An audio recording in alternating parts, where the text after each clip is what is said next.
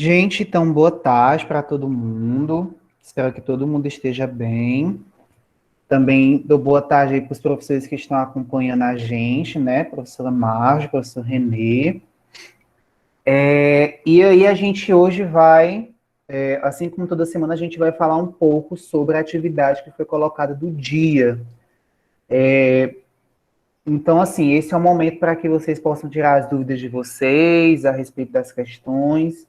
A gente sempre fala isso no início de cada aula para vocês realmente anotarem as informações mais importantes e tudo mais, certo? E aí, qualquer dúvida vocês podem ir parando para perguntar, alguma dúvida assim muito grande, ou então uma dúvida muito pequenininha, né? Porque essa dúvida pode gerar aí outras dúvidas. Então, a gente vai aí fazendo esse acompanhamento aos poucos, tá? Então, hoje na aula, nós vamos falar um pouco sobre dois tópicos muito importantes que geralmente são cobrados em provas, tá? Que são sobre geradores e receptores elétricos. Então, a gente vê aí muita informação sobre esses dois pontos e a gente vai trabalhar um pouco com eles hoje, né?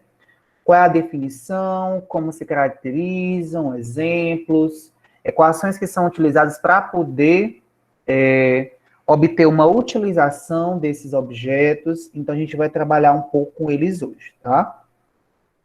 Então, inicialmente, a gente tem que definir o que é um gerador elétrico, tá? Então, um gerador é um dispositivo, ele tem um poder de converter energia, né, qualquer tipo de energia, geralmente mecânica, química ou até mesmo solar, em energia elétrica.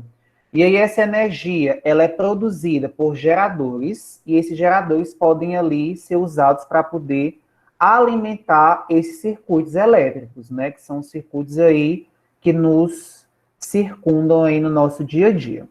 E aí a gente tem vários exemplos de geradores, aí eu coloquei dois, né, pilhas e baterias, mas a gente também tem as próprias máquinas de geradores, enfim, a gente tem uma gama de exemplos de dispositivos que convertem energia em energia elétrica, tá? E aí, quando a gente estuda gerador, a gente trabalha com um tipo de força chamado de força eletromotriz. Essa força, diferente das que a gente já viu, ela não é uma força newtoniana, tá? Ela é uma outra força, tanto que a unidade dela não é em newton, tá? E aí, essa força eletromotriz, gente, também chamada de Fem, ela corresponde ao potencial elétrico de forma total que vai ser produzido pelo gerador. Então, o que é que acontece? Quando a gente liga em um circuito, parte dessa energia ela é dissipada, ou seja, ela é perdida em forma de calor, devido à formação da corrente elétrica no interior dela. Então, esse fenômeno é o que nós chamamos de efeito Joule, e ele ocorre geralmente porque os geradores apresentam uma determinada resistência interna. Então, não existe gerador perfeito. E aí, essa força eletromotriz, ela pode ser calculada de algumas formas. Primeiro, ela pode ser calculada como a energia potencial sobre a carga, ou, que é a mais utilizada, força eletromotriz é igual a DDP mais a resistência interna vezes a corrente, ou o que nós chamamos de tensão utilizável é a força eletromotriz mais a resistência interna vezes I. Alguma dúvida aqui? No chat ainda não, Matheus. Não, né? Pronto, vamos lá. Vamos considerar aqui um pequeno ponto sobre isso. Quando eu estou trabalhando com geradores, gente, eu posso gerar o que nós chamamos de tensão utilizável, que é exatamente a tensão que eu vou utilizar para que aquele gerador ele funcione. Eu falei nos grupos que eu ia dar algumas pontuações, né, durante a aula. Então a gente vai gerar a nossa primeira pontuação agora. Olhando para a fórmula, gente, da tensão utilizável, alguém pode me identificar algum erro escrito nela?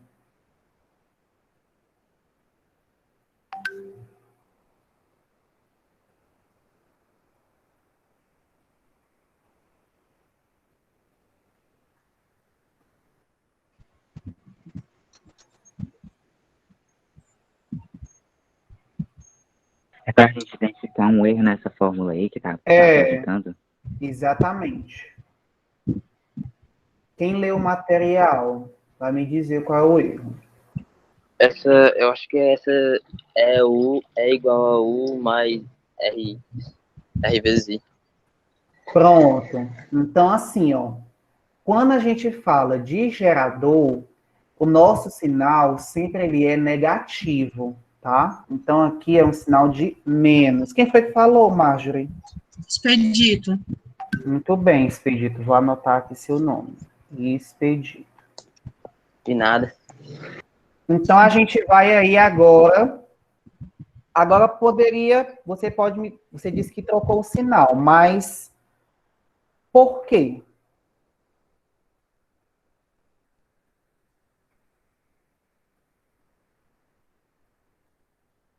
Por que que a gente troca esse sinal?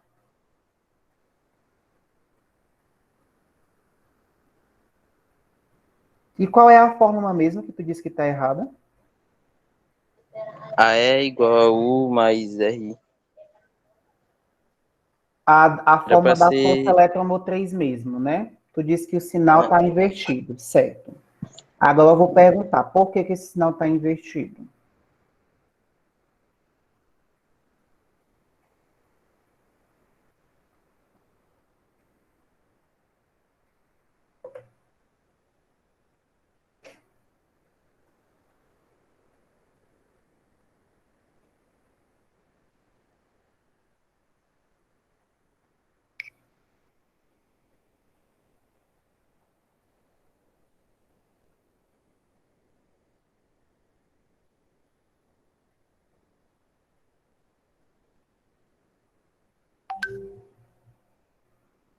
Bom, vamos lá. Deixa eu explicar para vocês. Na verdade, o que está invertido o sinal é na tensão utilizável, tá? Isso porque, gente, em um gerador, a minha força eletromotriz, ela é a junção da tensão que eu estou utilizando para poder fazer com que aquele gerador funcione, juntamente com essa resistência interna e essa corrente. Na tensão utilizável, que é exatamente aquilo que eu vou utilizar para poder descobrir o valor da minha tensão, eu tenho que pegar essa força eletromotriz e retirar dela o valor da resistência interna com o valor da corrente. Então, na verdade, o meu erro está bem aqui, ó, tá? Esse sinal é que é negativo. Isso por quê? Porque aqui eu estou querendo utilizar somente a tensão. Então, a tensão que eu vou utilizar no sistema vai ser essa força eletromotriz menos essa resistência interna com a corrente. Isso por quê? Porque parte de uma energia colocada nela é dissipada, né? Que é aquela parte que a gente comentou que ela é transformada em calor, certo? Mas, Expedito, eu vou deixar o teu ponto porque você se pronunciou. Eu quero que as pessoas se pronunciem na aula de hoje, para a gente não dar aula só. Mas era esse único sinalzinho aí que estava trocado, que eu coloquei aí para vocês identificarem, certo? Nessa partezinha, gente, de identificar o que é uma força eletromotriz, o que é uma tensão, o que é uma resistência interna e uma corrente. Alguém tem alguma dúvida ainda?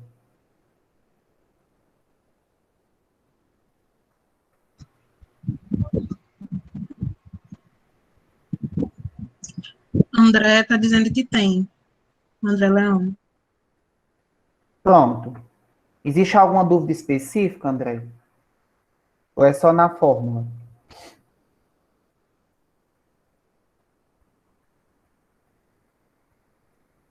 Vou colocar aqui as variáveis para vocês anotarem, tá? Então, esse é o que nós vamos chamar de força eletromotriz. Essa força eletromotriz é dada em volts. Esse U é a tensão, também dada em volts. Esse RI é o que a gente viu, que a gente vai chamar de resistência interna, dada em ohms. E esse I é o valor da corrente elétrica dada em ampere. E aí, basicamente, eu poderia identificar essa tensão utilizável se eu fizesse aí essa troca de posição do U com o E. E aí eu facilmente descobriria essa formulazinha aqui. Ou essa força eletromotriz pode ser a energia potencial, dada em joules, dividido pelo valor da carga, dada em coulombs. E aí a minha força eletromotriz continuaria sendo dada em volts. Deu para pegar agora, André, essas informações?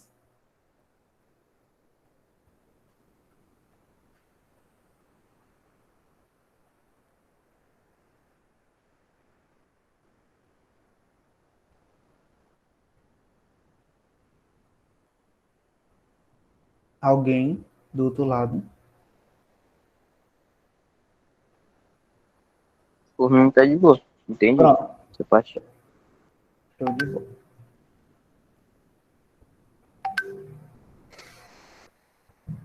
Gente, aparece o barulho do WhatsApp para vocês? Aparece? Vocês escutam? De vez em quando fica aparecendo barulhozinho mesmo. Gente, eu vou só quebrar os protocolos aqui. Deixa eu só fechar isso aqui.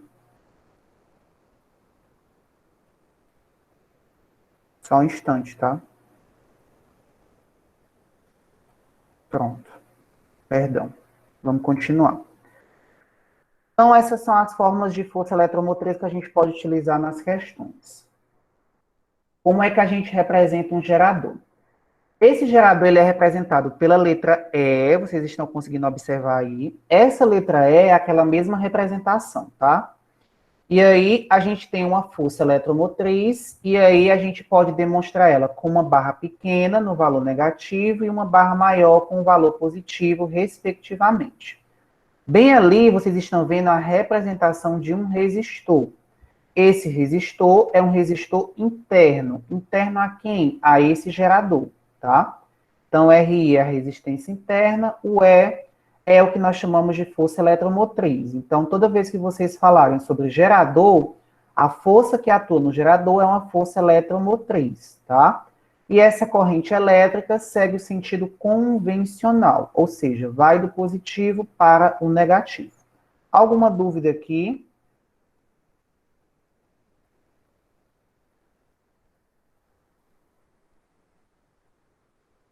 Então, vamos continuar. Se tiver algum, vocês vão perguntando, tá? E aí, dentro disso, a gente tem uma curva característica do gerador. Então, a gente tem aí um gráfico. Esse gráfico é dado pela tensão e corrente. Então, a tensão aí está no nosso eixo Y, a corrente está no nosso eixo X. Essa tensão, ela é dada em volts e a nossa corrente é dada em ampere. Então, você pode observar que eu tenho aí uma linha destacada em vermelho, e essa linha destacada em vermelho vai me dizer alguns pontos importantes. Então, primeira, se a corrente que eu estou formando ela é nula, então nenhuma energia vai ser perdida. Então, toda a tensão que será produzida nesse gerador vai ser a própria força eletromotriz. Então, primeira informação. Se a corrente ela é nula, se igual a zero, então a minha tensão vai ser igual à própria força eletromotriz. Essa é a primeira característica desse gráfico, tá? Segunda característica, se a nossa tensão for igual a zero, a nossa corrente formada, ela vai ser uma corrente máxima. E aí, essa corrente máxima pode ser denominada como ICC, que é o que nós chamamos de corrente elétrica de curto-circuito.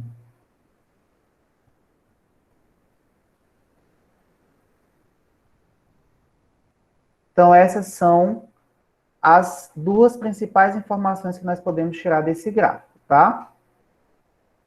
Então, dei uma anotação aí, dei um print na tela, porque essas informações são importantes. Alguma dúvida aqui, gente, nessas informações? Deu para entender? Se a minha corrente é nula, então a minha tensão vai ser igual à própria força eletromotriz. Então, a força eletromotriz só depende da tensão, se a minha corrente for zero.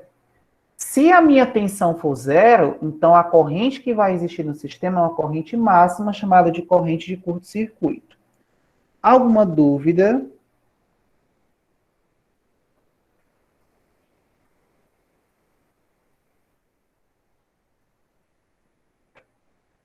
Dúvidas?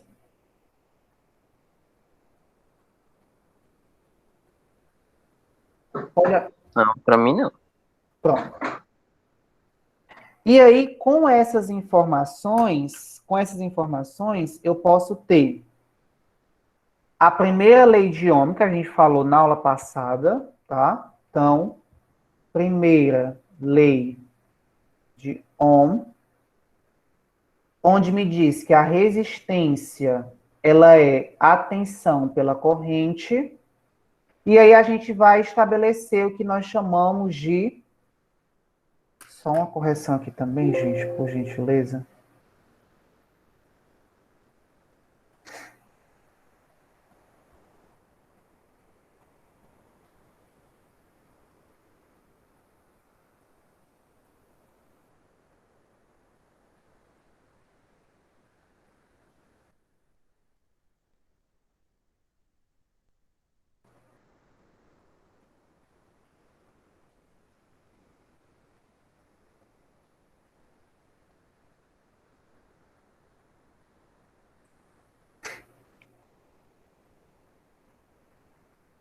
E aí nós também podemos gerar essa resistência interna. Então, a gente tem a resistência do resistor e a resistência interna. Isso por quê? Porque eu tenho um gerador. Então, automaticamente surge essa resistência interna. E essa resistência interna, ela vai ser essa força eletromotriz dividido pela corrente de curto-circuito. Alguma dúvida aqui nessa parte?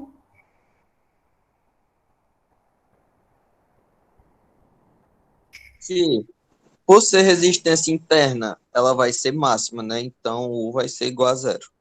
Isso, dessa forma. Por quê? Porque quando essa corrente é máxima, a resistência interna, ela tem que consumir toda a energia que vai ser produzida.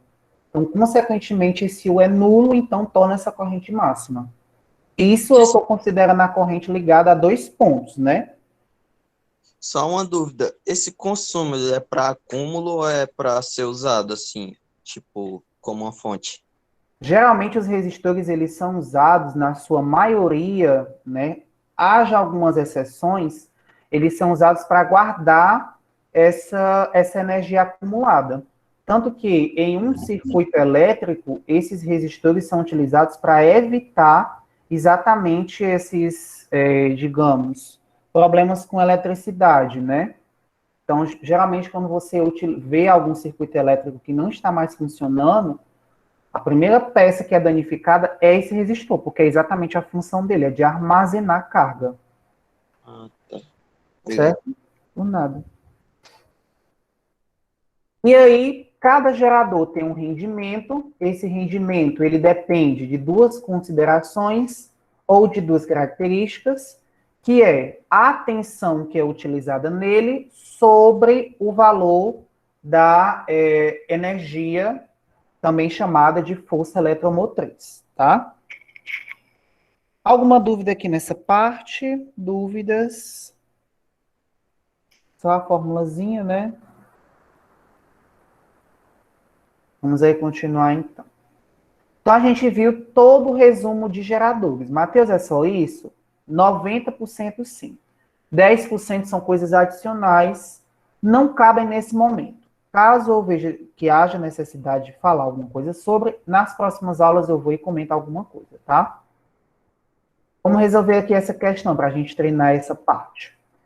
Existe um circuito aí, vocês estão vendo que tem um circuitozinho, e aí nesse circuito eu tenho alguns elementos. Eu tenho a minha força eletromotriz, que é de 8 volts, eu tenho a minha resistência interna, lembrando que como eu tenho um gerador, eu tenho uma resistência interna, essa resistência interna vale 1 ohm, e existe, além dessa resistência interna, um outro resistor de 3 ohms.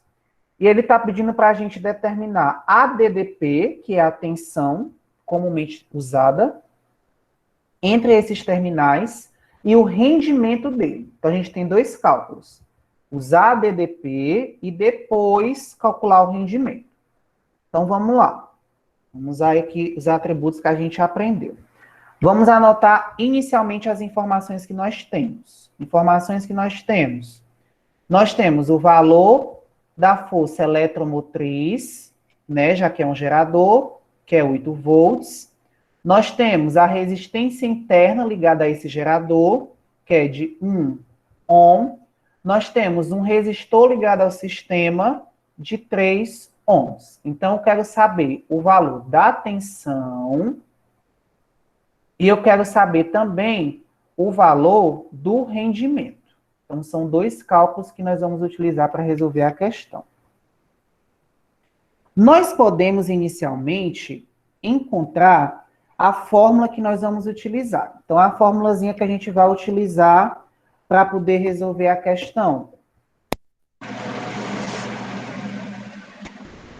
Força eletromotriz. Força eletromotriz é igual a DDP, ou tensão, mais a resistência interna vezes I. Só melhorar aqui para não haver confusões. RI vezes I. Alguma dúvida aqui, gente? Dúvidas? Não, nenhuma. Pronto. Então, vamos lá. Nesse sentido, a gente tem o seguinte, ó. Nós temos o valor da força eletromotriz, nós temos o valor da resistência interna, mas nós não temos o valor da corrente. Então, nessa situação, como é que a gente calcula a corrente? A nossa corrente vai ser o valor da força eletromotriz pelo somatório das resistências que há no sistema, tá? Essa fórmula aqui é uma fórmula adicional. Então, anotem aí no caderninho de vocês. Lembrando que essa soma de resistências dos resistores, ela independe se é um resistor interno ligado ao gerador ou se é um resistor do sistema, tá? Que é a soma de todos eles. Então, a minha força eletromotriz vale 8 volts, dividido pelo valor do somatório das resistências, que é de 1 mais 3, que dá 4 ohms. Então, 8 dividido por 4 é igual a 2 amperes. Então, eu já sei que o valor da minha corrente é de 2. Vamos fazer agora a substituição aqui nesse ponto. Então, meu valor de E vale 8. Meu valor de U é o valor que eu quero descobrir.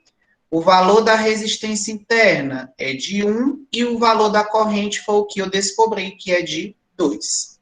Então, eu tenho 8 igual a U mais 1 vezes 2, 2.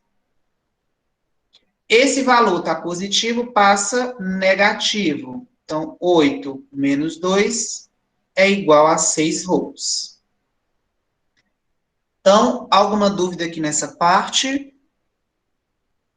Não. Vamos agora calcular o rendimento. Rendimento vai ser o valor de U, 6 volts, dividido pelo valor da força eletromotriz, que é de 8 volts. 6 dividido por 8 é a mesma coisa que 3 dividido por 4. Qual é a metade de 3? 1,5. Qual é a metade de 1,5? 7,5. Hã? 0,75. Isso. Então, meu rendimento é de 0,75. Então, assim como vocês veem na química, aquela questão de rendimento, então aqui também na física a gente tem esse rendimento dado, obviamente, com outras características, mas também sendo dado de forma em percentual. Então, 0,75 vezes 100 é igual a 75%. Então, a minha DDP, ou tensão, é de 6 volts, e o meu rendimento é de 75%. Dúvidas aqui?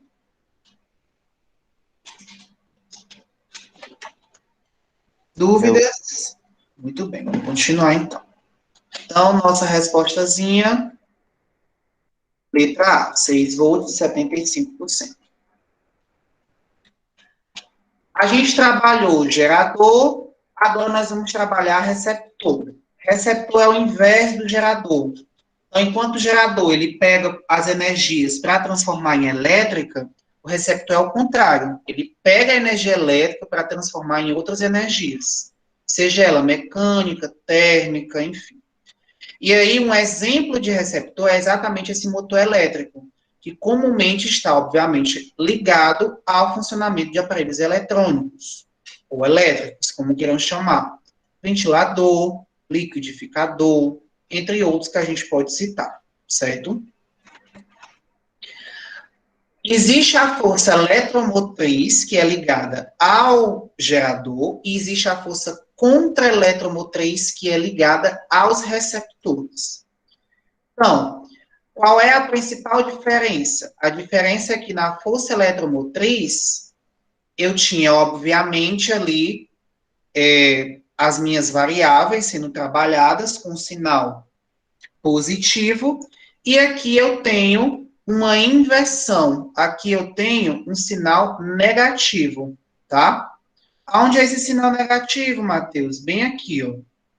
Eu posso também representar isso como sendo força contra a eletromotriz é igual a U menos RI vezes I.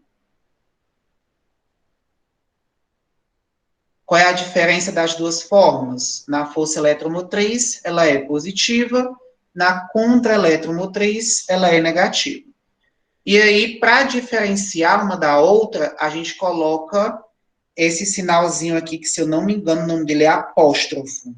Então, a gente coloca apóstrofo no E e apóstrofo no RI. Assim como na eletromotriz, meu receptor ele também tem um resistor interno. Aí, como é que funciona aqui o receptor? Ele recebe energia elétrica, uma parte é perdida, que nós chamamos de energia dissipada, e a outra parte é usada para alguma coisa, que é o que a gente chama de energia não elétrica, né? Então, por exemplo, quando a gente está ligando ali um ventilador, a gente converte essa energia elétrica em energia mecânica para poder gerar esse movimento das hélices, né, do ventilador. Então, resumidamente, a definição é essa. Alguma dúvida sobre esse ponto? Né, dúvida não é só uma curiosidade mesmo aqui. Essa energia que é dissipada, ela é responsável pelo choque ou não? Essa energia que é dissipada, não. Não existe uma relação estabelecida fisicamente. Até porque essa energia que ela é perdida em forma de calor. Ah, tá. Certo?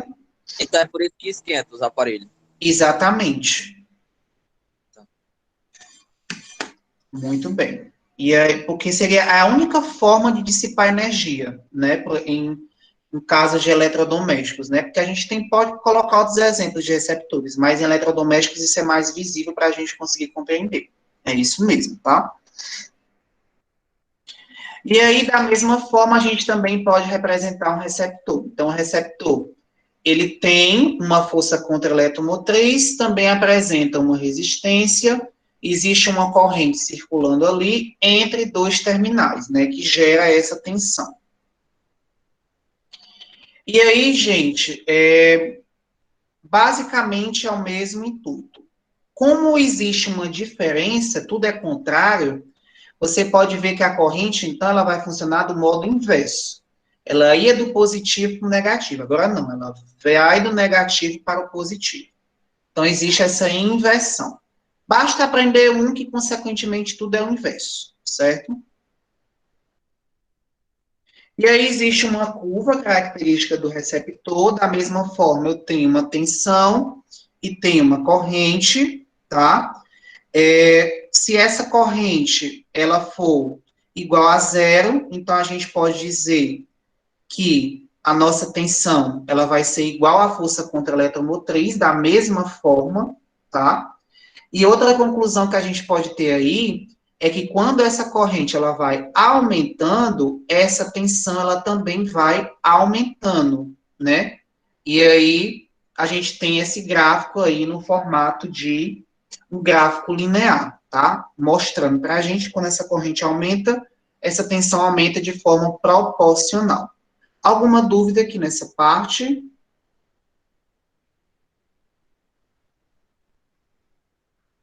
Dúvidas?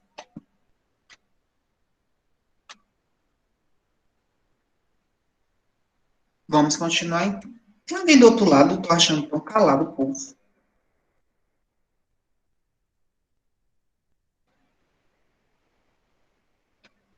Estamos aqui, tia. Nós alunos estamos todos aqui. Ah, sim, o Raí é ver se eu Eu tava não falando dormi, só. viu? Pelo amor de Eu não Deus. dormi. Vamos lá.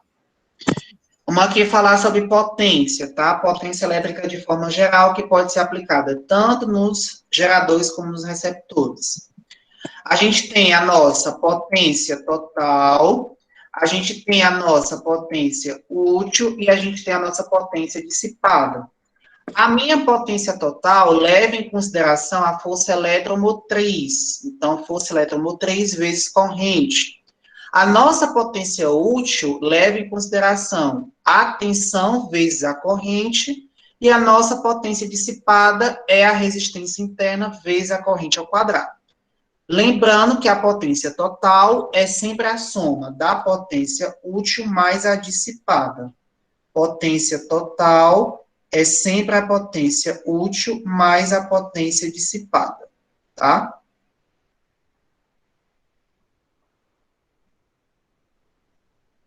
Alguma dúvida aqui nessa parte? Meu, Não. Tudo bem, então. Vamos lá. Vamos aí resolver essa questão. Força contra eletromotriz. O motor elétrico sob tensão de 220 volts é alimentado por uma corrente elétrica de 10 amperes. A potência elétrica útil do motor é de 2.000 watts. Assinale a alternativa que corresponde à força contra-eletromotriz em volts, a resistência interna em ohms e o rendimento elétrico do motor, respectivamente. Então, vamos aí analisar a seguinte situação. Nós temos várias variáveis, tá? A gente tem que ter cuidado quando a gente trabalha com essas características, porque são muito parecidas. Então, a gente tem que anotar as informações, tá? Então, primeiro, esse 220 volts, ele corresponde a que letra?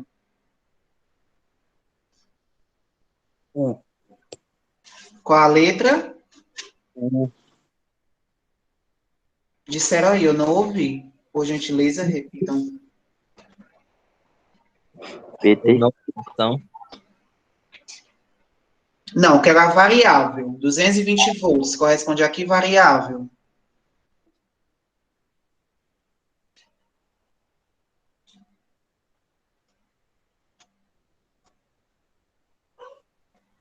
olha, eu buguei. Letra U. Isso, letra U. Muito bem. Então, a gente já tem aí a nossa tensão. Então, letra U é igual a 220 volts. Nós temos aí também o valor da corrente, que é de 10 amperes. E nós temos também a nossa potência útil. Então, potência útil é de 2.000 watts. Como aquelas fórmulas são gerais, eu posso trabalhar elas tanto para a força eletromotriz como para a força contra-eletromotriz. Então, ele quer que a gente calcule, obviamente a resposta tem que ser dada na ordem, né? Ele quer que a gente diga o valor da força contra-eletromotriz, o valor da resistência interna e o valor do rendimento. Então, vamos por partes. Vamos descobrir aí, de forma inicial, o valor da nossa potência total. Eu sei que a potência total, ela pode ser calculada de que forma? Quem é que se lembra, olhando no material?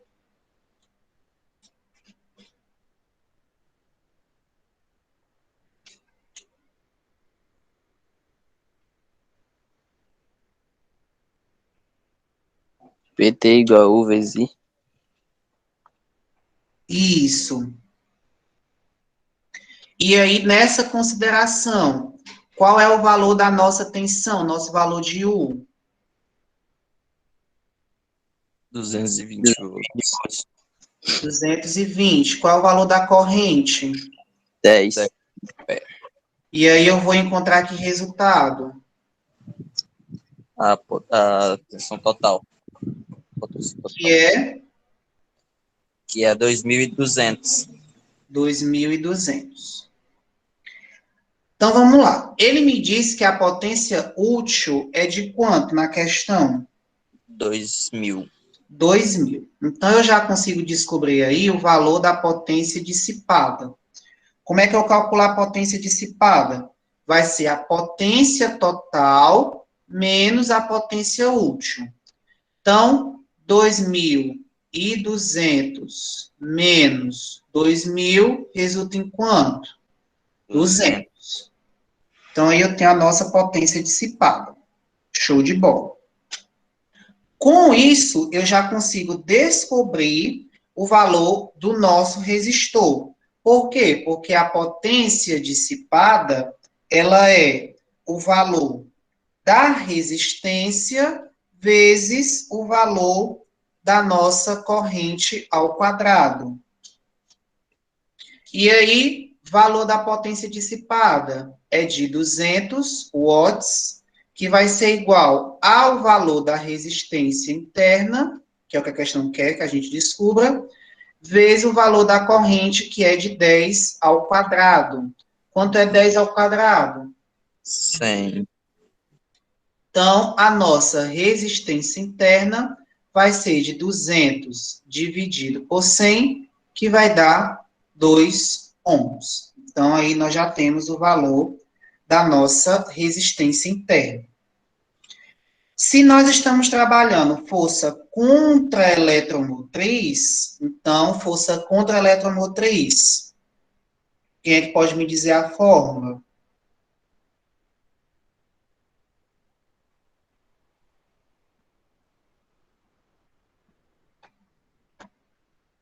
Fórmulazinha da força contra-eletromotriz. Nos receptores. Igual.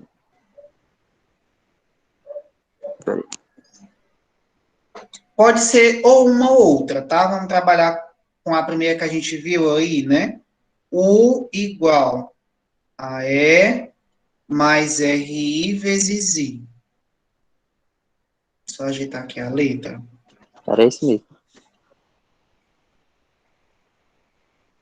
A gente anotou duas, mas vocês podem trabalhar com qualquer uma das, gerar a mesma resposta, tá? Então, eu já tenho o meu valor de U. Quanto é o meu valor de U? 220 volts.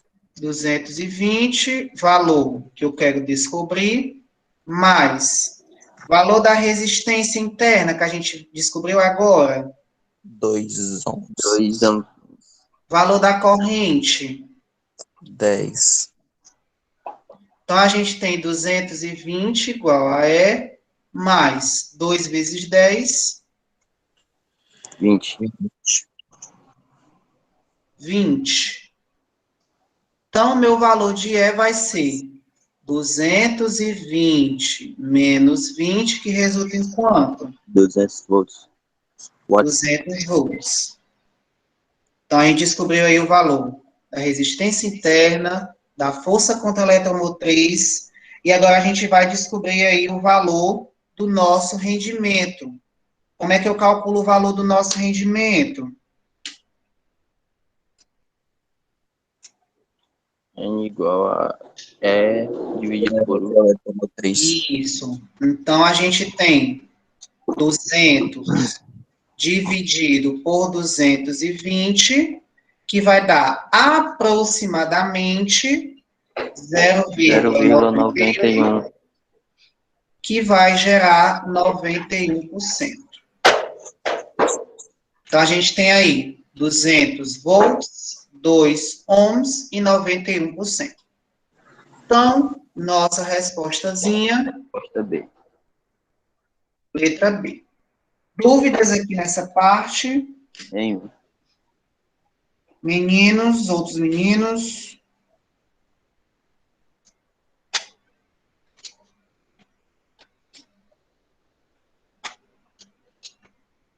Outros meninos? Nada? Vamos continuar então. Gente, eu queria trazer para vocês uma questão interdisciplinar. Só que com filme, né? Interdisciplinar o filme.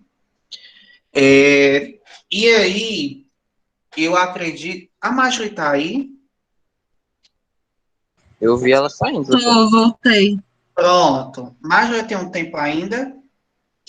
Não. Ai, meu Deus. Pronto, eu vou fazer o seguinte, eu vou trabalhar essa questão no final. Quando todos vocês explicarem, aí quem quiser para resolver a questão, aí eu mostro a questão sobre o conteúdo do filme, né? Mas eu vou deixar vocês explicarem devido à questão do tempo mesmo, tá? E aí, qualquer dúvida, vocês podem me perguntar no privado, quem não puder ficar para resolver a questão, e vai dar certo, viu? Vou parar aqui a transmissão. E vou passar aí a bola para o nosso professor Renê, professor de Química, que está de volta aí para a felicidade de vocês. Pronto, boa tarde, pessoal. Graças a Deus estou melhor. Passei um tempinho aí meio ruim, mas graças a Deus estou aqui. Todo mundo está conseguindo me ouvir direitinho, né? Sim. Pronto. Deixa eu fazer aqui o compartilhamento.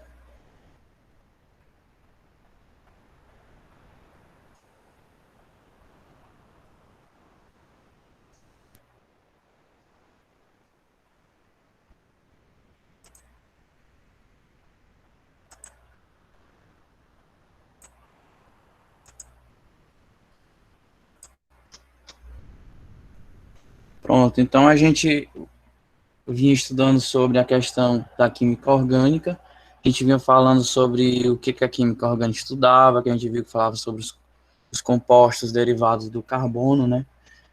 Foi falado também as regras de nomenclatura no conteúdo de vocês, na semana passada. Foi falado também sobre a função hidrocarboneto. E hoje a gente vai falar sobre as funções oxigenadas. Como o próprio nome já fala, as funções oxigenadas na química orgânica, ela vai ter como, elas vão ter, né, como característica o oxigênio, a presença do oxigênio. Então a gente já sabe que a maioria dos compostos, né, eles apresentam em suas estruturas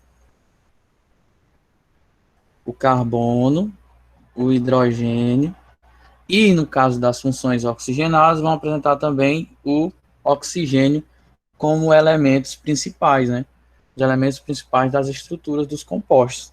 E aí, esses elementos, né, carbono, que é o principal, hidrogênio e oxigênio, eles vão fazer, digamos assim, junções, arranjos, né?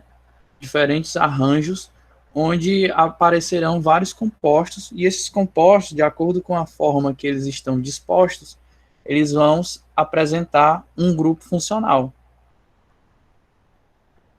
Esse grupo funcional vai ser a forma que nós vamos conseguir identificar que classe de composto é esse. E a classe dos compostos existentes são os álcoois, os fenóis, os éteres, aldeídos, cetonas, ácidos carboxílicos, ésteres e os sais orgânicos. Então, são esses principais compostos aqui presentes dentro das funções oxigenadas. Eu coloquei aqui para vocês alguns exemplos, né, como, por exemplo, o vinagre, como, por exemplo, a baquelite, como, por exemplo, aqui as frutas cítricas, né, porque tem uns compostos, os ésteres, que eles imitam o aroma e o sabor de frutas cítricas. E aí, na semana passada, foi colocado para vocês as regras de nomenclatura. Para a regra de nomenclatura, a gente vai seguir as mesmas coisas. O nome dos compostos orgânicos, eles seguem essa regra, que a gente vai verificar o prefixo, o infixo, que é a parte do meio, e o sufixo. Então, os nomes dos compostos orgânicos, eles vão seguir essa regra, certo? Prefixo, infixo e sufixo. O prefixo a gente vai analisar pelo número de carbonos. Então, por exemplo, se um composto tem um carbono, o prefixo dele vai ser met. 2 carbonos, o prefixo vai ser et. 3 carbonos, prop. 4 but, por aí vai, certo? E o infixo, a parte do meio, vai ser de acordo com a saturação da cadeia. Se a cadeia for saturada, ou seja, se possuir somente ligações simples, o infixo, a parte do meio, vai ser an. Se tiver uma ligação dupla, en, 2 ligações duplas, dien, 3 duplas, trien, uma tripla in, 2 triplas, diin, 3 triplas, triin, e se tiver uma dupla e uma tripla, enin. E aí a gente vai juntando, né? Vou já mostrar aqui um exemplo para vocês. E o sufixo é a função, que no caso que é o que a gente vai aprender hoje, né? A gente já viu sobre a função hidrocarboneto, que tem como característica no grupo funcional apresentar somente carbono e hidrogênio. E aí, no caso da função hidrocarboneto, a gente vai ver que o sufixo do nome, né, do composto, vai ser O. Se for, por exemplo, um álcool, vai ser ol. Se for um aldeído, vai ser al. Cetona, ona. Ácido carboxílico, óico. E aqui do lado eu coloquei para vocês os grupos funcionais que a gente vai ver melhor agora. Então, por definição, essas daqui são as regras, de acordo com a IUPAC, para a gente dar nome aos compostos orgânicos, certo? E aí, repetindo, prefixo vai indicar o número de carbonos presente na estrutura, o infixo, que é a parte do meio, o tipo de ligação, e o sufixo, o tipo de composto, né? Ou seja, a função. A primeira função orgânica que a gente vai estudar hoje é a função Malco. Todo mundo já conhece um composto dessa função, que a gente usa no dia a dia, que é o álcool etílico, né? Que é o etanol. Então, o etanol, ele é um dos compostos que pertence a essa classe funcional. Por definição, o álcool é todo composto que apresenta um grupo hidroxila. Que é isso, o grupo hidroxila? É o OH, ligado a um carbono saturado. Então, isso daqui, a hidroxila ligada a um carbono saturado, é o grupo funcional que a gente vai usar para identificar se a substância é um álcool. Se apresentar isso, então a gente vai ter por definição que é um álcool. Vamos aqui o exemplo. Se vocês observarem esse carbono, ele é saturado, porque ele não faz nenhuma ligação dupla, né? E ele está ligado à hidroxila, OH. Então, quando isso aparece, a gente tem por definição que o composto é um álcool. Aí, como seria para dar nome a esse álcool? Você olha quantos carbonos tem. No caso, são 2. Qual é o prefixo para 2 átomos de carbono? 2 átomos de carbono é et. Então, o prefixo dele vai ser et. Esse é o nome oficial, certo? Aí você olha o tipo de ligação entre os carbonos. Se vocês observarem, é bem aqui a ligação, ó. É uma ligação simples. Ou seja, é saturada, né? Então, o infixo do nome daquele composto vai ser an. E como a gente observou, ele tem o grupo funcional do álcool, né? Então, o sufixo dele vai ser o sufixo do álcool, ou seja, ol. Então, como é o nome dele? Etanol. Então, aquelas regras da IUPAC, elas servem para a gente normalizar, né? Então, o nome oficial, o nome IUPAC desse composto é etanol, que, inclusive, eu até coloquei aqui do lado, é o mesmo que está aqui, ó. Ambos são o mesmo composto. Só que esse do lado direito, ele está simplificado. Como assim está simplificado? Eu simplifiquei ocultando os carbonos e os hidrogênios presentes na estrutura do composto. Mas, analisando a disposição deles, a gente consegue verificar que esse composto ele está aí, da seguinte forma. Se a gente for analisar a disposição como está aqui simplificada, a gente vai ter que entender que em cada ponta a gente tem um átomo de carbono, certo? Quando vocês virem as estruturas simplificadas nesse formato, vocês vão ter que entender isso. Em cada ponta tem um átomo de carbono. E o carbono, ele faz 4 ligações, né? Todo carbono ele tem que fazer 4 ligações, ele é tetravalente. Então, para que ele complete a sua valência, se aqui esse carbono está fazendo só uma ligação, ele precisa de mais 3 ligantes, né? Que no caso seria o hidrogênio. Então, aqui eu colocaria H3. Nesse caso do meio aqui, ele está fazendo 2 ligações, e aí para completar as 4 ligações dele, ele precisa de mais 2. Então, se vocês observarem, agora eu já mostrei que a estrutura é igual. Então, ambas correspondem ao mesmo composto. Porém, essa daqui estava simplificada, né? Agora eu já mostrei para vocês que não está mais. Então, essas são as formas que as fórmulas estruturais podem aparecer para vocês, tá bom?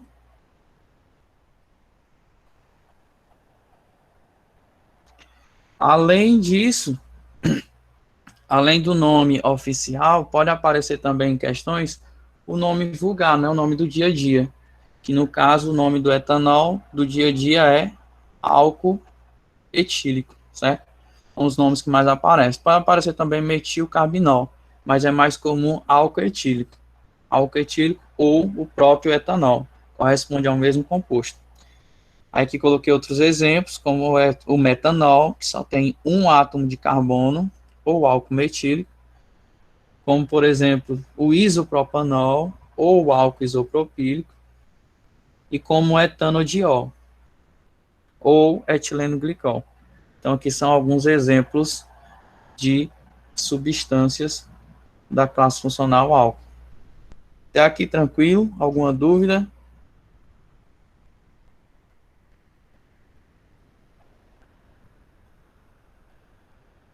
Será que tá? Não, nenhum. Pronto.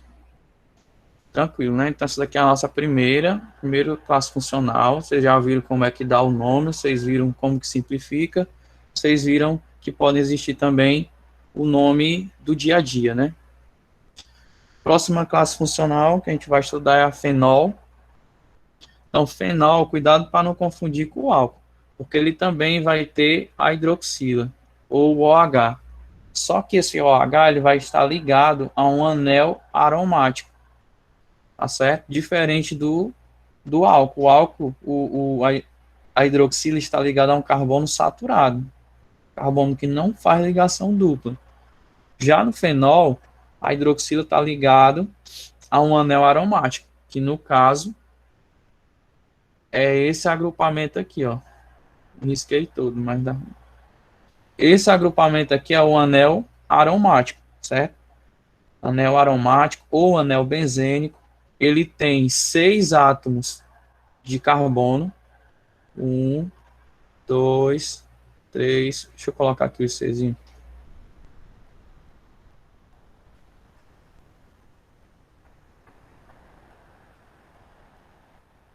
Seis átomos de carbono, 1, 2, 3, 4, 5, 6, e tem também 6 hidrogênios.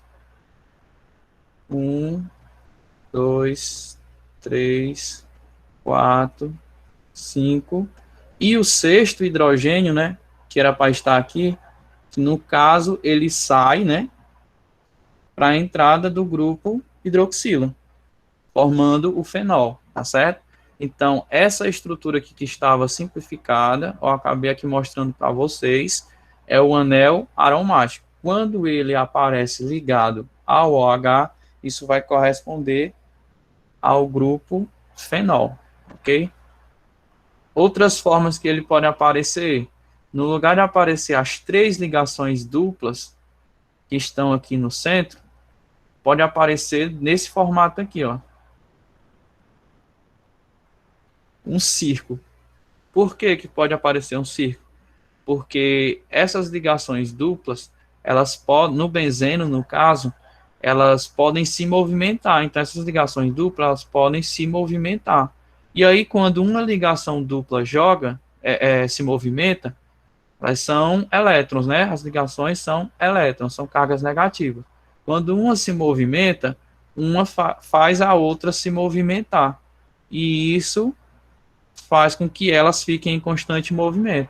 Por isso que, geralmente, esse anel aromático, anel benzênico, pode ser representado com um círculo no meio, tá certo?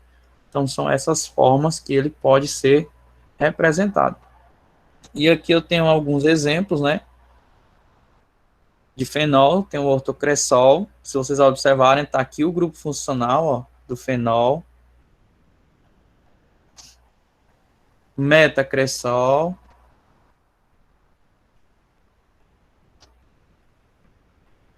Paracresol, paraclorofenol. Como vocês podem observar, o nome ele não segue aquela regra que a gente falou, né? Os nomes deles são um pouquinho diferentes.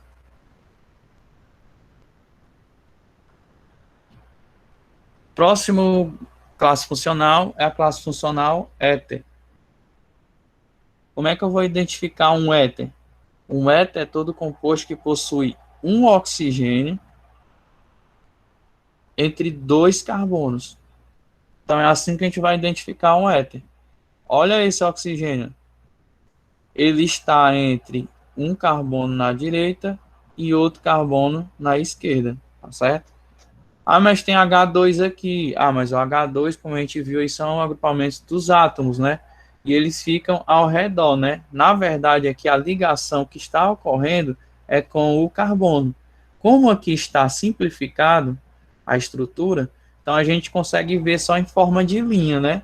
Mas a gente sabe que aqui está simplificado, mas esse H2 é como se fosse assim, ó, um H para cima e o outro H para baixo. Que na verdade a gente sabe que em forma de 3D cada um tem o seu local, né? As moléculas elas não são planas, né? Algumas podem até ser um pouco planas, mas na sua maioria elas são tridimensionais. Todas as moléculas são tridimensionais. Elas têm 3 dimensões. E aí quando a gente vai colocar isso para o papel, fica um pouquinho meio complicado de desenhar isso, né? Dizer onde que está. Mas quando vocês visualizarem isso daqui, o oxigênio ele não está ligado ao hidrogênio, ele está ligado ao carbono, tá bom? Então, nesse caso, isso daqui é o grupo funcional do éter. E é assim que a gente identifica ele. Como é que a gente dá nome ao éter? Você olha quantos carbonos, você tem que dividir ele em 2 partes, né? A parte onde tem o oxigênio, como sendo o centro, né? A parte do início e a parte final. E aí, se vocês observarem, essa parte do início aqui tem 1 carbono. E a parte do outro lado tem 2. O prefixo para 1 carbono é met. Aí você vai pegar, ó, esse prefixo e colocar a palavra ox. Já do outro lado, tem 2 carbonos. O prefixo para 2 carbonos é et. Aí você vai considerar como sendo um hidrocarboneto. Aí você olha, ele tem só ligação simples, então é an, e hidrocarboneto termina com O. Então o nome dele fica metoxetano, certo? E do mesmo jeito ocorre com os outros, certo? Se tiver ligação dupla, também considera. Bom?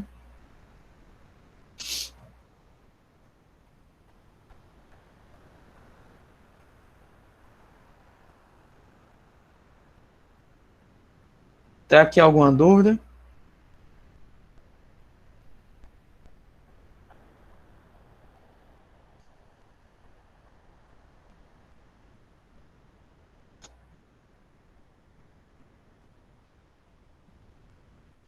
Não, professor. Não, né? Pronto. Vamos para a próxima, que é a aldeído.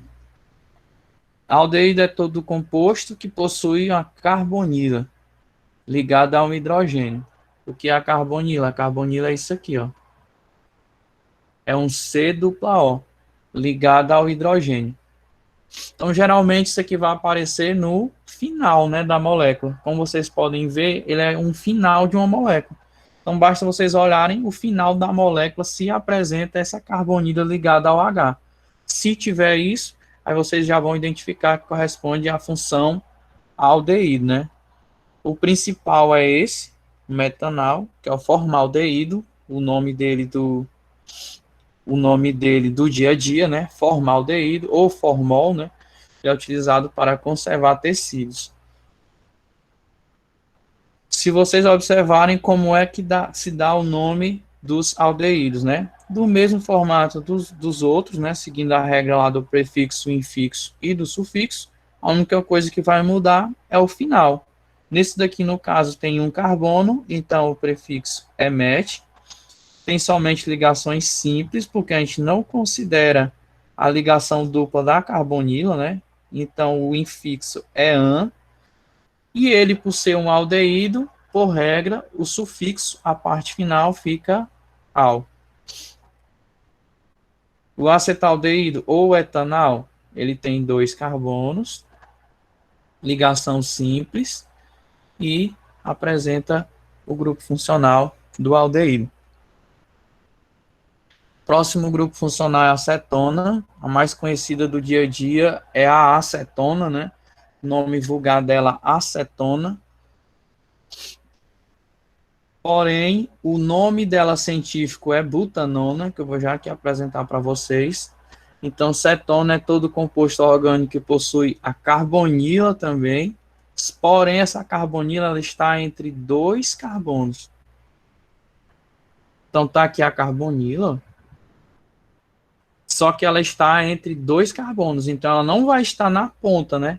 Igual o aldeído, ela vai estar no meio, entre 2 carbonos. Então, quando tiver isso daqui, vai ser característica de uma cetona. Então, essa é a classe do composto. Para dar nome, você olha quantos carbonos tem. Nesse caso, tem 1, 2, 3, 4. Prefixo para 4 carbonos é but. Se vocês observarem, as ligações entre os carbonos são simples. Então, o infixo é an, essa partezinha aqui.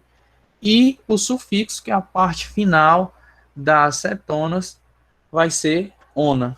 Então, por isso que o nome dessa cetona aqui vai ser butanona, certo? Porque ela tem 4 carbonos, ligação simples, e apresenta a carbonila entre 2 carbonos. Tem outros exemplos aqui. Quando ela tiver mais de uma possibilidade, né? Como é esse caso aqui, ó, da carbonila aparecer, esse grupo aqui, ó, C-O, quando tiver mais de uma possibilidade, a gente precisa colocar uma numeração para identificar onde ela está. Nesse caso, a numeração, a gente pode começar pela extremidade da esquerda, daqui, ó, porque esse carbono que está ligado ao oxigênio está mais próximo da esquerda. Se a gente começasse da direita, ficaria errado, certo? E aí, como é que a gente faz essa numeração? Começando da esquerda, esse é o carbono 1, esse é o carbono 2, esse é o 3, esse é o carbono 4 e esse é o carbono 5. Então, se vocês observarem, a ligação dupla com oxigênio está no carbono 2. Então, a gente precisa identificar isso. Porque existe mais de uma possibilidade. Ela poderia estar no 3 também, né? E aí, como é que vai ser o nome dela? Por ter 5 carbonos, pente. Por ter só ligações simples, an. E por ter uma carbonila entre 2 carbonos, ona. É uma cetona, né? Aqui do lado eu mostrei para vocês a outra possibilidade, né? Ela sendo a ligação dupla com oxigênio sendo no carbono 3. Então, por conta de serem compostos diferentes, a gente tem que fazer essa diferenciação e numerar esses carbonos. Próxima função é ácido carboxílico. Então, ácido carboxílico é todo composto que tem a carbonila, que é o C-O, ligado à hidroxila. Se vocês observarem, vão sempre aparecer os mesmos, né? Hidroxila, carbonila e tal, e um vai se juntando aos outros. Que está aqui o exemplo do grupo funcional dos ácidos carboxílicos, né? O ácido carboxílico mais comum é o ácido etanóico, que apresenta essa estrutura aqui. Ele está presente no vinagre. O vinagre é uma mistura de ácido etanóico com água. E se vocês observarem, para dar nome não é também tão complicado. A gente vai começar com a palavra ácido.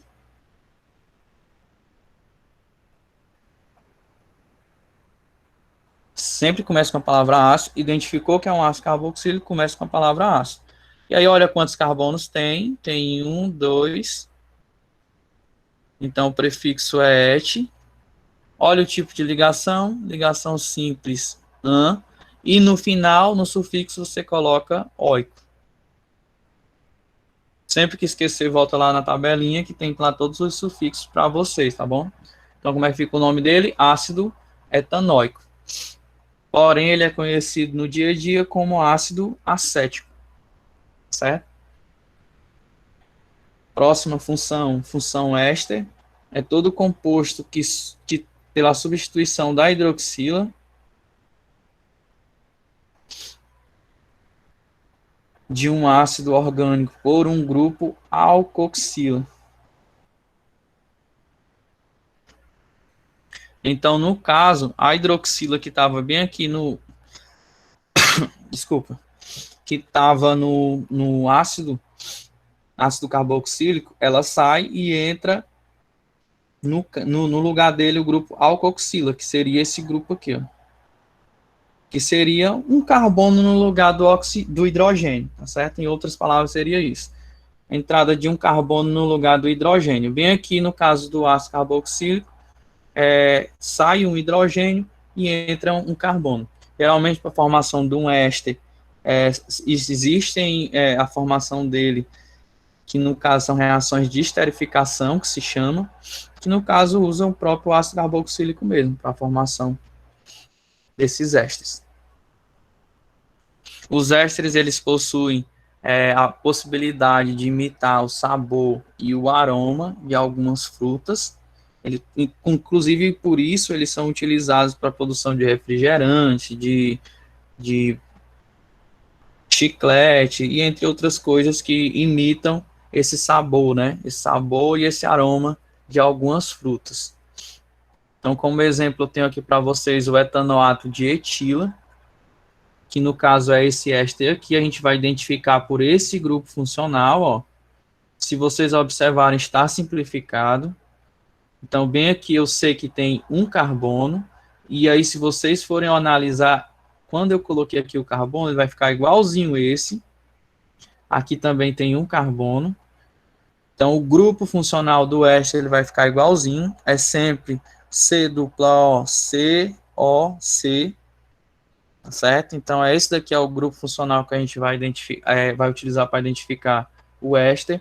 E o nome dele a gente vai dividir também ele em duas partes, certo? A gente vai dividir, deixa eu só apagar aqui, parecido com o éter a gente vai dividir ele em duas partes.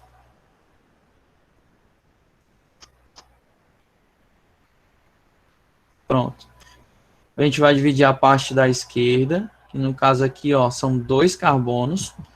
O prefixo para 2 carbonos é et. Aí você olha qual é o tipo de ligação, é simples. Aí você coloca oato. É uma regra. Aí vai ficar etanoato. Aí agora vai para o outro lado. Também tem 2 carbonos. Aí você vai colocar di, né? 2 carbonos et. E aí a gente vai considerar isso daqui como sendo tipo uma ramificação. Quando a gente chama ramificação, a gente chama os grupos de etila, metila, butila, tá certo? Então a gente vai considerar isso. Então, por ter 2 carbonos et, e considera como sendo a ramificação, etila. Então o nome fica etanoato de etila. Se vocês forem analisar o próximo aqui, ó, ele tem, ó, 2 carbonos et, aí coloca ligação simples an, coloca oato de, agora a gente vai contar quantos carbonos tem do outro lado. Tem 1, 2, 3, 4, 5, 6, 7, 8. O prefixo para 8 carbonos é oct. E aí considera como sendo a ramificação octila. Então assim que se dá nome aos ésteres, segundo a regra. E aí o etanoato de etila ele imita o aroma de maçã, o etanoato de octila a laranja, o butanoato de etila o abacaxi e o etanoato de 3-metilbutila a banana. Se vocês observarem, isso daqui tem 2 ramificações, né? Como é que fica o nome, né? E para finalizar, os sais de ácido carboxílico. Os sais de ácido carboxílico são derivados do próprio ácido carboxílico, fazendo uma reação de neutralização, né? Quando você usa um ácido carboxílico com uma base ou com um composto básico, né? Então, ao fazer isso, haverá a formação de um sal de ácido carboxílico. Eles vão ter como característica, no caso, o hidrogênio que estava ligado, relembrando aqui como é o ácido carboxílico, é C-O-O-C-O-H. O hidrogênio que está bem aqui, ele vai sair, parecido com o éster, né? E aí, quando reagir com uma base inorgânica, vai vir o cátion da base inorgânica. No caso, formando o sal de ácido carboxílico. Formando também, nesse caso aqui, uma parte polar na molécula, certo? Esses sais, geralmente, quando eles possuem grandes cadeias carbônicas, que seria essa parte aqui, ó. Quando ele possui essa parte aqui enorme, bem grandona, eles são utilizados para fabricação de sabão. São tensoativos, porque essa parte onde tem a cadeia carbônica, ela vai ser polar. E essa parte onde tem aqui os íons, né, ela vai ser, ou melhor, desculpa, apolar. E essa parte onde tem os íons, ela vai ser polar. Então, isso daqui vai fazer com que esse sal, quando ele tem uma cadeia carbônica bem grande, ele seja utilizado como tensoativo, para interagir tanto com gorduras, que são apolares, e com a água, certo? Formando micelas e assim possibilitando a retirada de gorduras, né? Como, por exemplo, de utensílios domésticos, né? Certo? Então, sal de ácido carboxílico. Tranquilo? Alguma dúvida? Não. Não? Tranquilo, né? Vamos lá para as questões. Como é que as questões vão ser cobradas, né? Geralmente no Enem é cobrado ou uma dessas reações, né? Uma reação de esterificação, como é que forma, que sai um hidrogênio, que entra um cátion. Se ele pode, por exemplo, sobre tensoativo, pode explicar, perguntar para vocês, né? Como que esse tensoativo ele age, né? Qual substância seria melhor como tensoativo. Então, no Enem geralmente cobra isso. Assim também como no Enem, ele pode cobrar para vocês identificarem as funções. Também isso é cobrado, certo? Dessas funções que a gente estudou, identificar elas nos compostos. Então, vamos aqui, questão 1. A forma estrutural abaixo pertence ao barbatuzol, que é a principal substância presente em uma planta conhecida como boldo. Essa planta ela é muito utilizada porque a substância em questão é eficiente para tratar males do fígado e também problemas relacionados com a digestão. Analisando a forma estrutural do barbatuzol, qual é o nome da função oxigenada presente em sua estrutura? E aí, o que vocês identificam? Se a gente analisar aqui a estrutura, né, vamos relembrar, ela está simplificada, né? Eu sei que em cada cantinho desse tem carbonos, e eu sei que esses carbonos, eles estão ligados com hidrogênio, tá certo? Estou só colocando aqui para vocês se situarem. Quando eu tenho esses dois tracinhos aqui, ó, vocês também têm que lembrar que é uma ligação dupla, certo? Então, tem algumas ligações duplas aí, né? Então, analisando essa estrutura, vocês veem alguma função oxigenada? Existe, não existe? Consegue visualizar isso?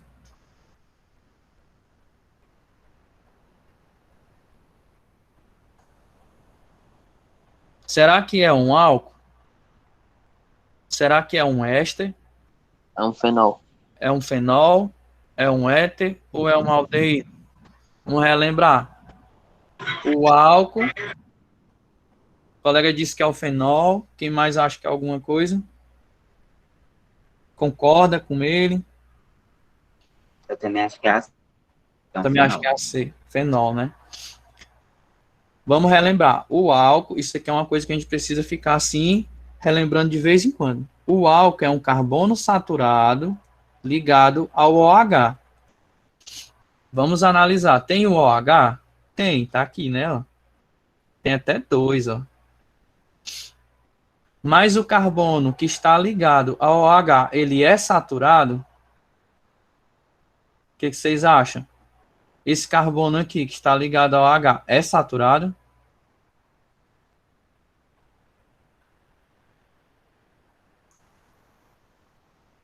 Acho que não.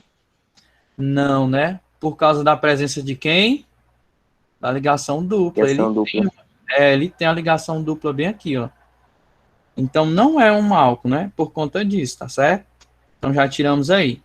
O éster, a gente já aprendeu que o éster, ele é um C, dupla O, C, O e C.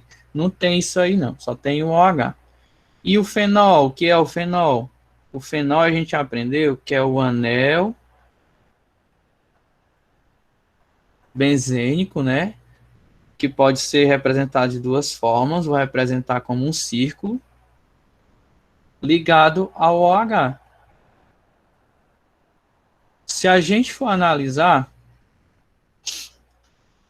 ou pode ser assim também, né? Deixa eu colocar aqui para vocês. Ou pode ser assim também. Porque as ligações, elas podem mudar de posição, né? Então, pode ser uma das duas. Se a gente analisar, lá tem o OH, e se a gente analisar, olha essa estrutura aqui, onde estão os Cs que eu estou apagando, ó. Ela tem as 3 ligações certinhas, que no caso é o anel aromático. Tá aqui as 3 ligações duplas. Tá aqui uma, tá aqui a outra e tá aqui a outra. Então, se tem as 3 ligações certinhas, então significa que realmente é um fenol, e vocês dois acertaram. Muito bem. Os dois, né? Os dois são fenol. Alguma dúvida? Não, por enquanto não. Tranquilo, né? Não. Pronto. O éter, para relembrar, é o oxigênio entre 2 carbonos. E o aldeído é o que fica no finalzinho, né? É o C-O-C-H. Pronto, desse jeito aqui. Questão 2. A forma estrutural abaixo pertence à substância vanilina, que é responsável pelo aroma e sabor característico de baunilha. Analisando a estrutura da vanilina, quais são as substâncias oxigenadas presentes em sua estrutura? Olha aí, essa daqui eu acho que tem mais, hein? Fenol De eu sei que tem. Fenol tem, né? Vamos circular logo ele. Tá aqui o anel aromático ligado ao OH. Já identifiquei o fenol. Ele tá bem na cara. Bem na cara o fenol. E uma coisa para vocês aqui, ó. Quando tem esse composto aqui, que a gente chama de anel benzênico, ou anel aromático, geralmente as substâncias, elas apresentam aroma e sabor. Quando tem isso. Quando tem esse anel aromático aqui, certo? Ou anel benzênico, que é essa estrutura que a gente estava estudando ali, que tem 6 carbonos e 6 hidrogênios. Geralmente as substâncias que tem ele apresentam um aroma característico, certo? Vamos identificar o próximo. Estou vendo esse daqui bem no final, ó. Só que tá Ligação dupla. Se eu não me engano, é o éter. O éter é o oxigênio. Ah, você está dizendo o de baixo, é isso? Uhum. Ou o de cima? Não, esse aqui, de baixo. O de baixo, né? Pronto, perfeito. Se a gente analisar aqui, ó, tem um carbono aqui e tem esse oxigênio. Esse oxigênio entre esses dois carbonos, que era a característica de um éter. Exatamente. E o daqui de cima? De cima é um aldeído. Aldeído, perfeito. Professor, mas está todo torto. Como é que eu vou saber, né? Ligação dupla. É, C-OCH. Professor, mas o oxigênio está para baixo, então está diferente. E agora? Pode aparecer. Como eu falei para vocês, as moléculas, elas se movimentam, tá certo? Quando a gente coloca no papel, a gente tenta representar a forma que elas estão, mas elas são tridimensionais. Elas se movimentam de várias formas. Então pode estar para cima, pode estar para baixo. O importante é apresentar o agrupamento. Então a resposta aí no caso é o item Item E, aldeído, éter e fenol. Show. E a nossa última questão: os representantes dos compostos dessa função orgânica são oxigenados. Tem caráter relativamente ácido, porém menos ácido que os ácidos carboxílicos. Então não é um ácido carboxílico, né? Em geral são pouco solúveis ou insolúveis em água, mas os seus sais são bem mais solúveis. Alguns são utilizados como desinfetantes e na produção de resinas. As características apontadas anteriormente estão associadas à função. Então, temos aqui algumas funções, né? O álcool, eles são solúveis. São solúveis. Certo? Em água. Os éteres, eles não são...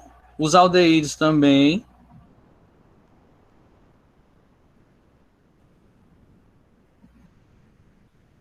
As cetonas, elas não são ácidas. Elas são um pouco insolúveis, mas não são ácidas. É um fenol de novo. Tu acha que é o fenol?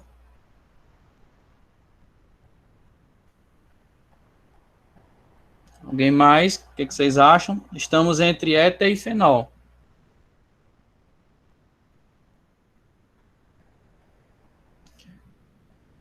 O éter, ele não tem como nem formar os éteres sais, certo? Não tem como nem formar sais. Então, sobrou aqui no final o fenol. No caso, o fenol tem como característica o anel aromático ligado ao OH. Então, como é que ele forma um sal? Esse Hzinho dele aqui sai, né? E aí entra nessa estrutura uma molécula aí que pode ser um cátion, que vai formar um sal. e eles é que tem essa característica. Eles são levemente ácidos, né? Tem essa característica por conta da presença do OH, né? Esse hidrogênio ionizável. Então a resposta realmente é o item E.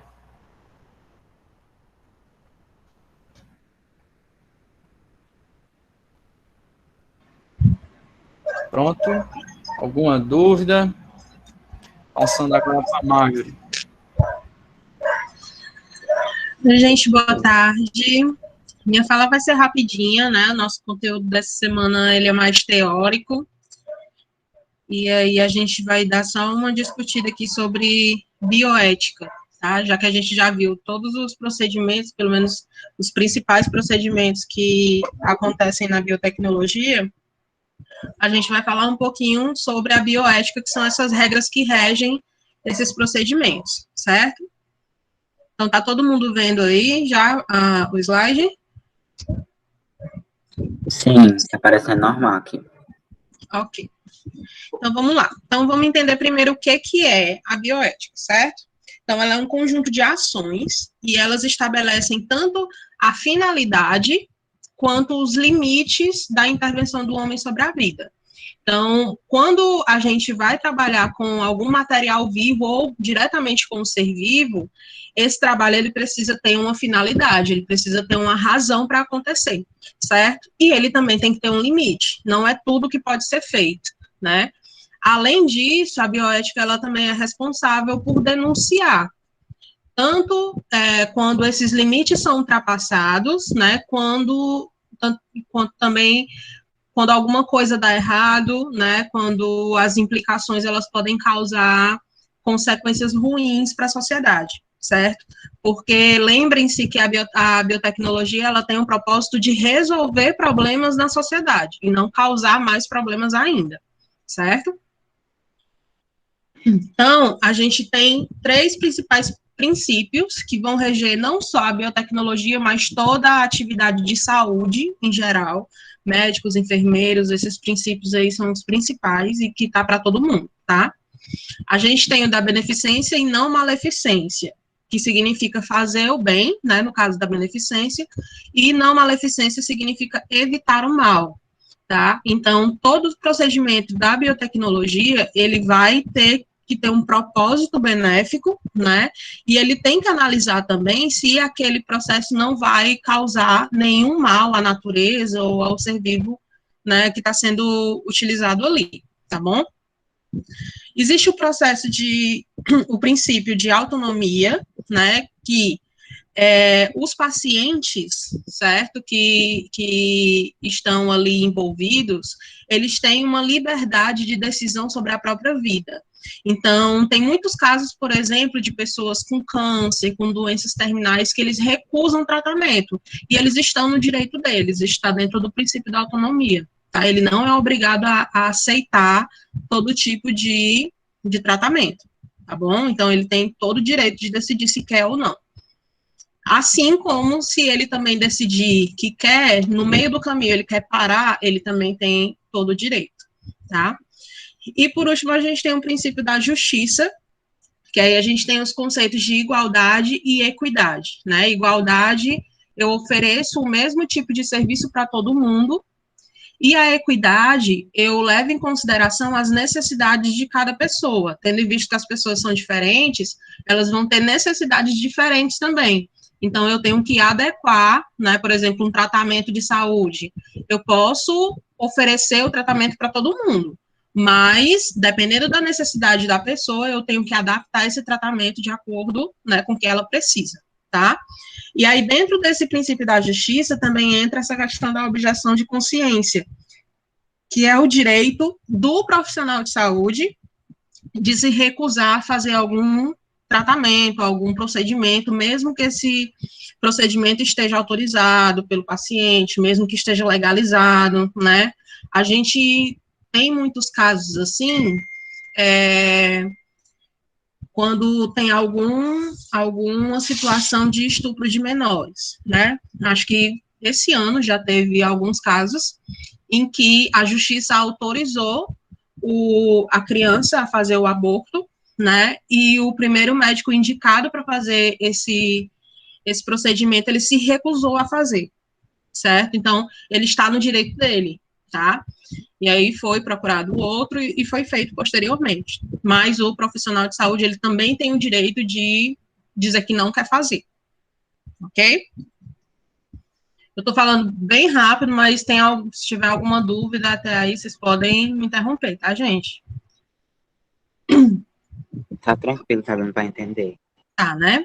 Pronto. Não, eu tá dando pra entender. Show. Qualquer coisa vocês podem falar. Se estiver travando aí o áudio, que eu tô falando mais ligeiro. Então, especificamente em relação à biotecnologia, a gente tem um campo de aconselhamento genético. O que é isso?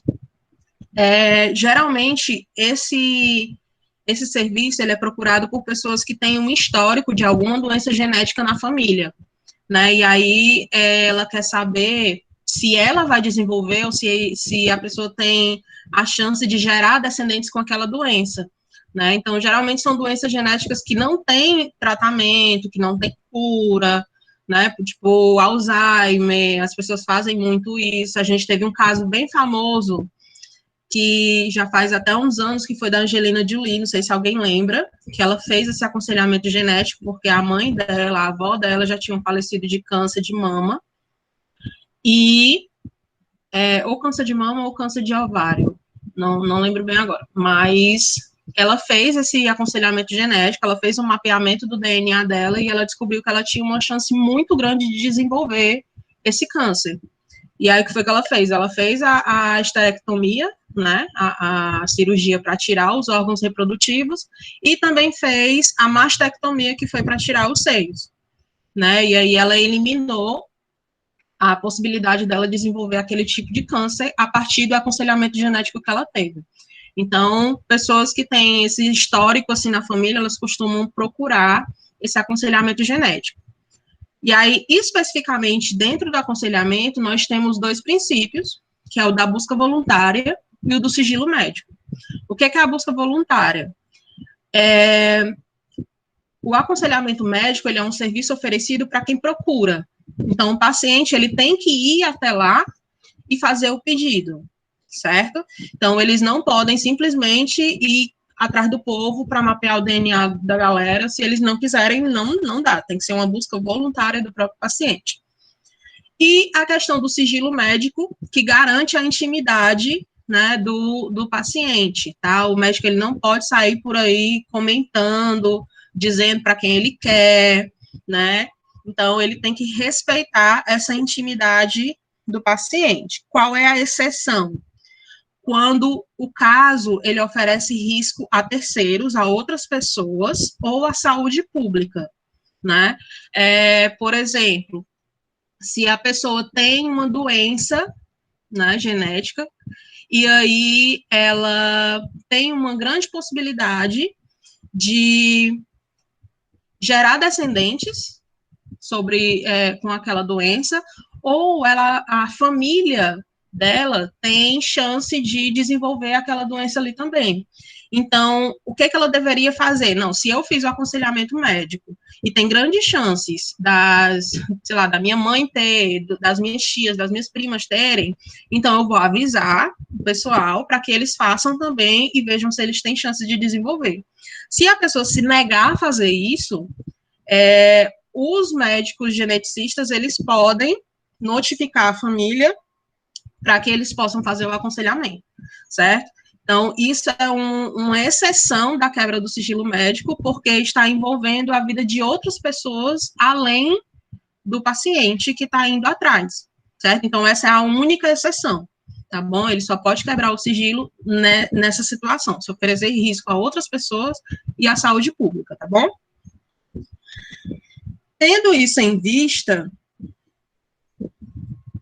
alguma dúvida aí, gente?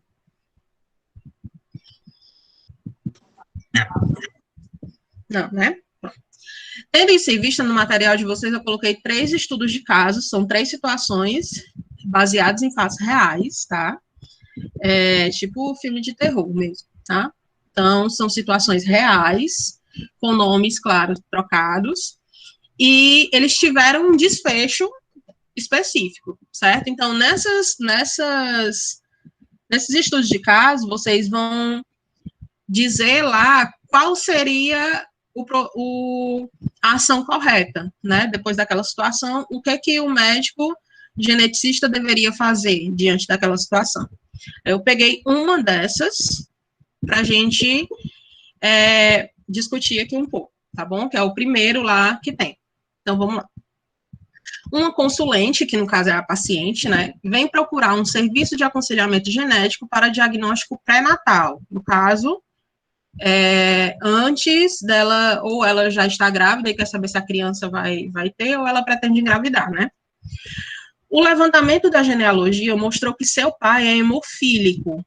Se alguém não lembra da hemofilia, a hemofilia é uma doença genética que causa problemas na coagulação sanguínea. Então, a pessoa pode ter sangramentos espontâneos, é muito comum sangramento no nariz, né, principalmente de crianças, corte simples, eles têm uma dificuldade maior de coagular o sangue, então, eles precisam ter um cuidado muito maior em relação a isso. Então, o pai dessa mulher... Oi? Tocado. A mulher foi ver se o filho dela ia ser doente e acaba descobrindo que o pai dela não é dela. Pois é. Aí mostrou o pai dela hemofílico. E se o pai dela é hemofílico, obrigatoriamente ela teria que ser pelo menos portadora, tá? Seguindo as nossas regras de genética. Portanto, né, o feto do sexo masculino terá uma probabilidade de ser 50% afetado. Então, olha esse raciocínio. Se o pai dela é hemofílico, ela tinha que ser pelo menos portadora. Se ela for portadora, o filho dela, se for do sexo masculino, tem 50% de chance de nascer hemofílico também, tá? Então, por isso que ela foi ver, né, a situação dela. Entretanto, o estudo de DNA da consulente e de seus pais revela uma situação de falsa paternidade. O suposto pai hemofílico não é o seu pai biológico. Do ponto de vista genético, detalhe, ela não sabia disso, tá, gente? Até porque, senão ela nem teria ido.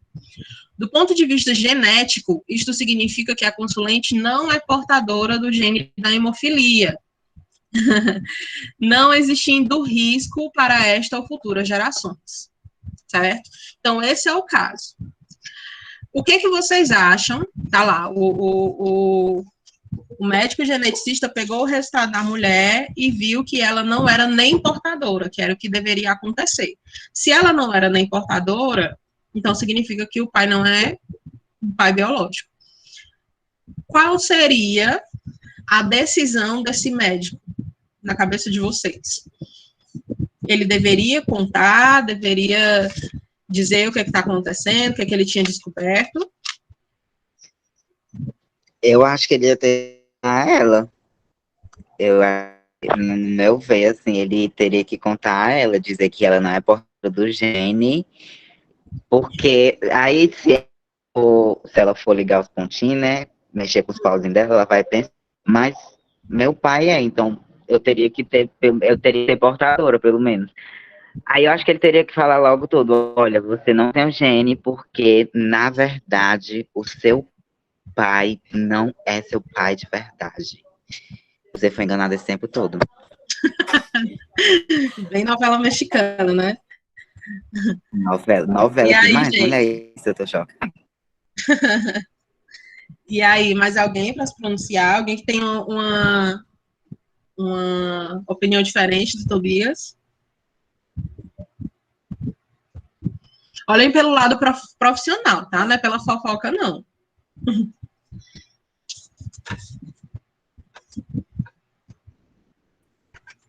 Pelo lado profissional também concordo com o Tobias, porque já que ela procurou o serviço, eu acho que ela vai exigir um resultado, né? Porque ela procurou, ela vai querer saber. Uhum. Então, logo, vai ter que falar informação para ela. Certo. Então, gente, como o nosso tempo aqui já está esticado, eu vou dizer para vocês o que é que aconteceu.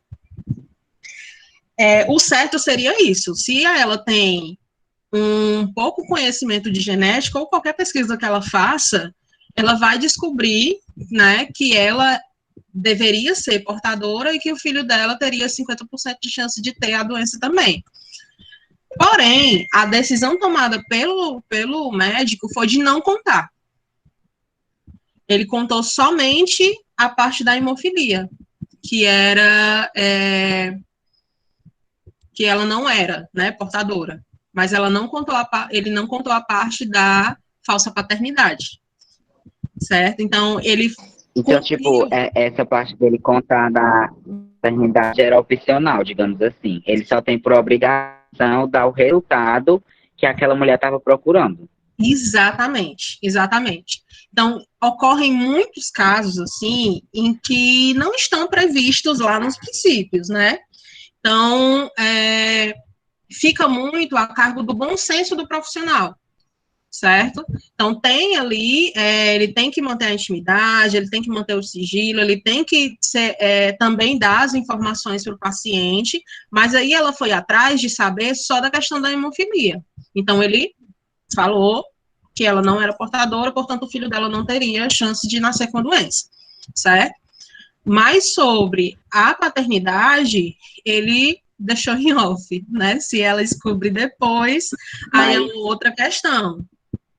Diz. Mas, tipo assim, se ele falasse, ele está ferindo alguma coisa desse conselho aí? Não estaria.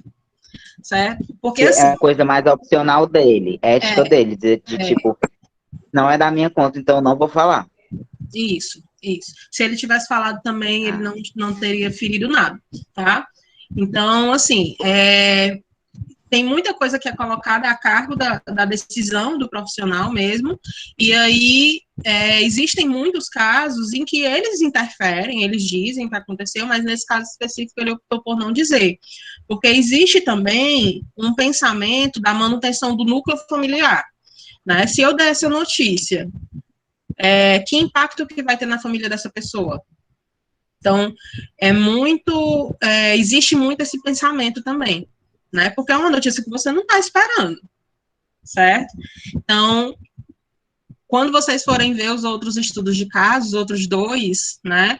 Eles são até um pouco mais polêmicos do que esse, certo? E aí vocês têm que ter em mente os princípios, mas vocês também têm que ter em mente esse pensamento de que o profissional ele vai agir também pelo bom senso e pensando na manutenção do núcleo familiar daquela pessoa. Certo? Se vale a pena ou não interferir. Mas por essa questão mesmo, né? Ele, de uma forma geral, de tipo, eu posso muito bem falar, se eu falar, vai gerar um conflito interno muito grande na família dela. Capinha minha ou na minha. Exatamente. Certo, gente? Então, pra gente não... Calma, quer falar alguma coisa? Não, tia, não. Tá.